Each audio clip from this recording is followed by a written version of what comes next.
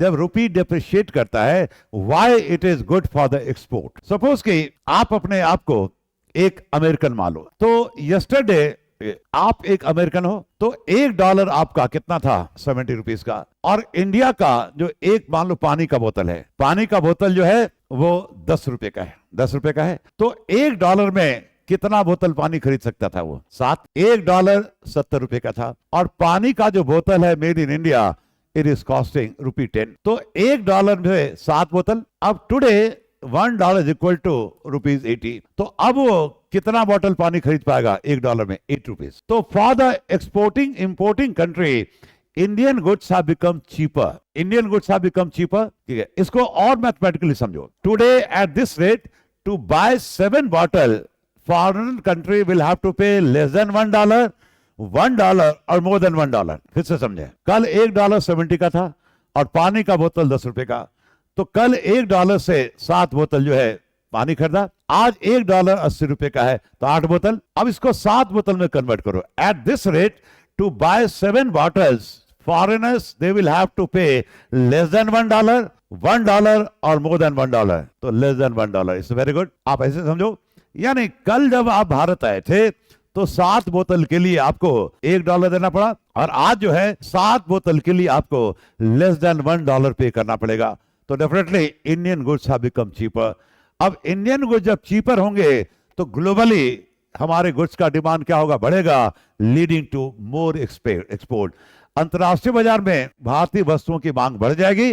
Reason बहुत simple है, क्योंकि Indian goods have become cheaper, demand बढ़ेगा, हमारा एक्सपोर्ट बढ़ेगा।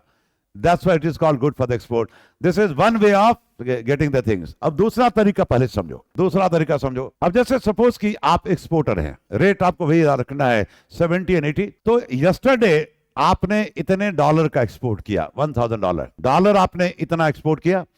अब yesterday when you deposited this $1 with the RBI, तो RBI gave you at a rate of ₹70। तो आरबीआई ने आपको कितना रुपया दिया? 70,000 रुपया दिया। Today your export is again $1000। आपके एक्सपोर्ट में कोई चेंज नहीं हुआ है, बट रुपी हैज डिप्रिशिएटेड। तो जब आज आप आरबीआई में डिपॉजिट करेंगे, RBI will give you at a rate of 80, तो you will get more rupees from the RBI. तो 10,000 रुपीज एक्स्ट्रा आपको आरबीआई ने दिया। यानी आपकी जो कमाई है, not in terms of dollar, in terms of dollar remaining same, in terms of rupee has increased. Now the question is, why RBI has gave you 10,000 more? Because of depreciation of rupee. इसका मतलब ये नहीं कि आज आपने ज्यादा export किया, नहीं।